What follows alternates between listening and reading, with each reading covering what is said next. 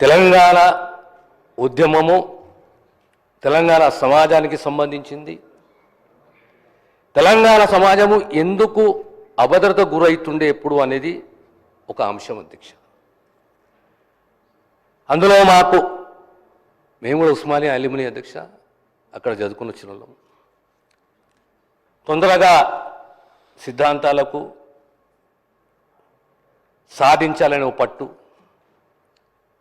తెగింపుకు ప్రతిరూపము పరాయపదము ఉస్మానియా కాకతీయ అధ్యక్ష. ఈనాడు తెలంగాణ రాష్ట్రము కళ సాకారమైన మనం ఎప్పుడు మన యువత త్యాగదనులు త్యాగమూర్తులను జీవితంలో ఎప్పుడు మర్చిపోదు అధ్యక్ష. దానికి తోడు మనకు స్ఫూర్తినిచ్చిన కళాకారులు, కవులు, కళాకారులు ఎప్పటికప్పుడు మనకు ధైర్యాన్నిచ్చి స్ఫూర్తినిచ్చి ముందుకు నడిపించిన ఆ త్యాగదనులను ఎప్పుడు మనం మర్చిపోతుంది అధ్యక్ష. ఇవన్నీ ఒక్కెత్తైతే సోనియా గాంధీ గారి యొక్క ధైర్యము, రాజకీయ నిర్ణయము, తెలంగాణ సమాజం యొక్క పోరాటాన్ని గుర్తించడము, మన పిల్లల త్యాగాలని గుర్తించడము, నష్టము జరిగినా రాజకీయంగా మేము తెలంగాణకు కట్టుబడి ఉందని చెప్పి సోనియమ్మ చెప్పడము, డిసెంబర్ 9న తెలంగాణ శుభవార్త రాబోతుంది అనేది ఒక డిసెంబర్ 9 ఆ ప్రక్రియ మొదలు కావడము, ఆ తర్వాత అంచెలంచెలుగా యూపీఏ ప్రభుత్వము పాజిటివ్ దిశగా పోవడము,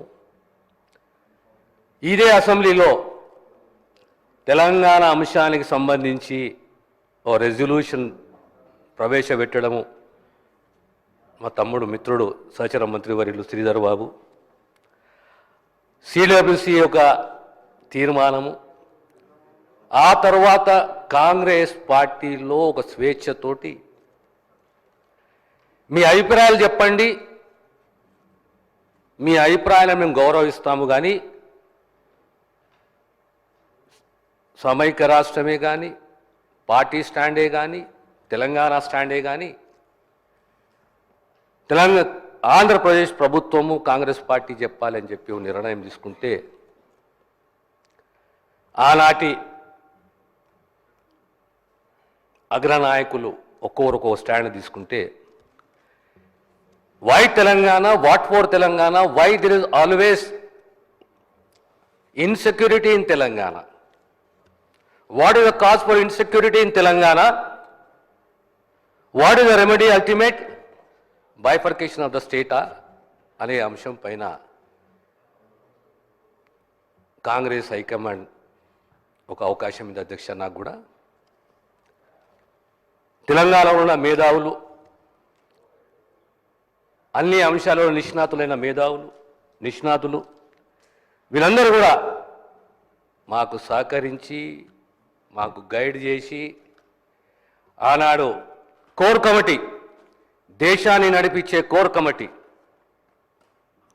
సోనియా గాంధీ గారు, ప్రధానమంత్రి మన్మోహన్ సింగ్ గారు, డిఫెన్స్ మినిస్టర్ గారు, హోమ్ మినిస్టర్ గారు, ఇలాంటి నిష్ణాతులు, దేశాన్ని నడిపించే అగ్రనాయకత్వం, వారి ముందు తెలంగాణ వాదన, తెలంగాణ ఎందుకు, పరిష్కారం ఏంది, చరిత్ర ఏంది, దానిపైన ఓ 35 నిమిషాలు సుదీర్ఘంగా ఈ వాదన వినిపించే అవకాశం నాకు సోనియా గాంధీ గారు ఇచ్చారు అధ్యక్ష. ఆనాడు వాదన తర్వాత అర్థమైపోయింది తెలంగాణ కళ సాకారం కాబోతుంది అని చెప్పేసి. కానీ ఆనాడు ఆ పర్సనల్ ఇంటరాక్షన్లో పెద్దలందరితోటి, సోనియమ్మతోటి నాకు అర్థమైంది ఒకటే అధ్యక్ష, ఆ మహానేత, ఆ తల్లి మానవత్వానికి ప్రతిరూపం, ఒక కమిట్మెంటు, మాటిస్తే మాట నిలబెట్టుకునే ధైర్యము, నిబద్ధత ఆ తల్లికి ఉంది. ఈరోజు తెలంగాణ కళ సాకారమైన తర్వాత కూడా ఆనాటి లీడర్ ఆఫ్ ద హౌస్ ఇక్కడనే స్టేట్మెంట్ ఇచ్చిండు. తన స్టేట్మెంట్ ఈ రోజున కొత్తగా కొలుదిన తెలంగాణ రాష్ట్ర శాసనసభలో తెలంగాణ రాష్ట్ర శాసన నాయకుడిగా, తెలంగాణ రాష్ట్ర ముఖ్యమంత్రిగా శ్రీమతి సోనియా గాంధీ గారికి నేను హృదయపూర్వకమైనటువంటి కృతజ్ఞతలు తెలియజేస్తున్నానని చెప్పేసి అధ్యక్ష, రాజకీయాల్లో ఓటమి గెలుపు అనేది సహజం. పదవులు శాశ్వతం కాదు.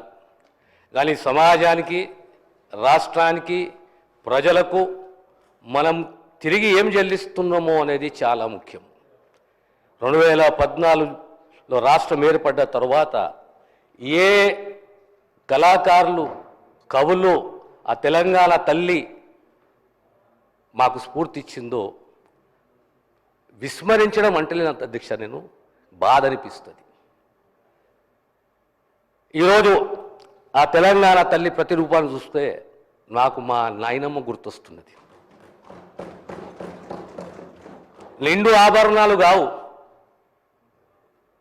నిండు ఆభరణాలు ఉన్న తల్లిని ఏమంటామో నాకు తెలియదు, కానీ నిండు ఆభరణాలు కావు, కానీ నాకు నా నాయనమ్మ గుర్తొస్తున్నది. నేను ఆ జాతికి, ఆ సమాజానికి చెందిన వాడిని, ధైర్యము, సత్తా, తెగింపుతోటి పెరిగిన వాడిని. అందుకే ఈరోజు మా ముఖ్యమంత్రి గారికి హృదయపూర్వక ధన్యవాదాలు తెలియజేస్తున్నాను. సబండ వర్గాల మట్టి బిడ్డల, గట్టి బిడ్డల మా తల్లి ఎలా ఉంటుందో మీరు స్మరించుకోవడానికి మా నానమ్మలు, మా అమ్మమ్మలు ఏ రకంగా ఉన్నారో వారు గుర్తించే విధంగా ఈరోజు తెలంగాణ తల్లిని మాకందరికీ అందించిన రాష్ట్ర ముఖ్యమంత్రి గారికి ధన్యవాదాలు తెలియజేస్తూ, ఇలాంటి ఎమోటివ్ ఇష్యూస్లలో ఎప్పుడు రాజకీయాలు ఉండొద్దు అధ్యక్ష. రాజకీయాలు, స్వార్థాలు, ఆశలు, అతి ఆశలు అన్నీ ఉంటాయి. కానీ at the end of the day we do not know the 4th generation or the 3rd generation. కనిపించని దాని గురించి ఆశపడడం అంటే మూర్ఖత్వం. చరిత్రలో మిగిలిపోవాలంటే త్యాగం ఉండాలి, ధైర్యం ఉండాలి, దార్శనికత్వం ఉండాలి. మొదటి సంవత్సరం వేడుకలు డిసెంబర్ 9, సోనియమ్మ ఆ రోజు మాటిచ్చి మాట నిలబెట్టుకున్నది. మా త్యాగాలని, మా మొండి ధైర్యాన్ని గుర్తించింది. కనుక వారికి ఎప్పుడు రుణపడి ఉంటాము. ఈరోజు ఈ విగ్రహావిష్కరణ ఒక పండగ వాతావరణంలో మనం అందరం కలిసికట్టుగా ఈ విగ్రహావిష్కరణ పండుగ చేసుకోవాలి.